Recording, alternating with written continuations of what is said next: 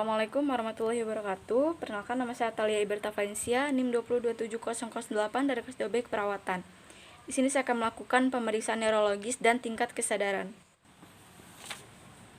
Ada beberapa hal yang bisa dilakukan pada pemeriksaan fisik tingkat kesadaran, yaitu pemeriksaan nervus kranial, nervus 1-12, sensorik, dan motorik. Yang pertama itu tingkat kesadaran. Tingkat kesadaran dibagi menjadi dua, yaitu kualitatif dan kuantitatif.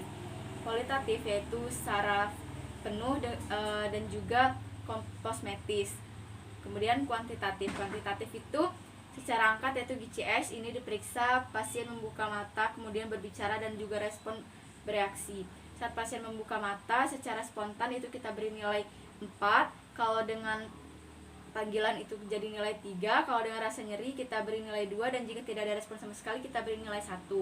Kemudian yang kedua itu respon berbicara. Apabila pasien orientasinya bagus maka nilainya 5. Kemudian jika pasien diorientasi 4, kalau pasien hanya bisa menggunakan kata-kata kita beri nilai 3, dan jika pasien hanya merangsang kita beri nilai 2. Apabila pasien tidak ada respon sama sekali maka kita beri nilai 1.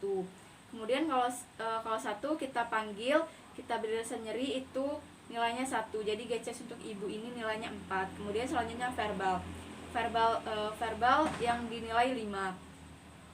Verbal ini dari respon bicara pasien. Jadi respon verbalnya kalau kita tanya, ibu sekarang ada di mana? Di rumah sakit. Itu berarti respon pasiennya bagus dan jadi nilainya 5. Kemudian kalau verbal 4 itu saat kita bertanya, pasien tampak bingung dan kaget. Pasien tidak tahu ada di mana, jam berapa, dan dia di mana.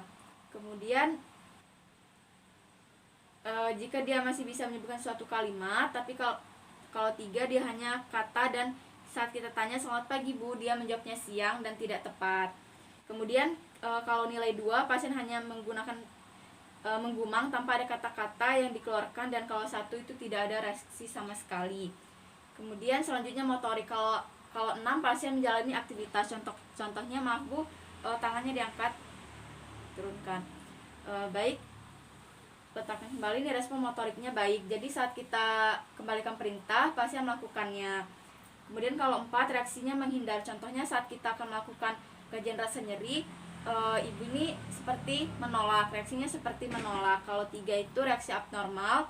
Kemudian kalau 2 itu reaksi abnormal, seperti kata, tangan di samping badan. Kalau 1 itu tidak ada respon sama sekali. Baik, sekian dari saya akhiri. Wassalamualaikum warahmatullahi wabarakatuh.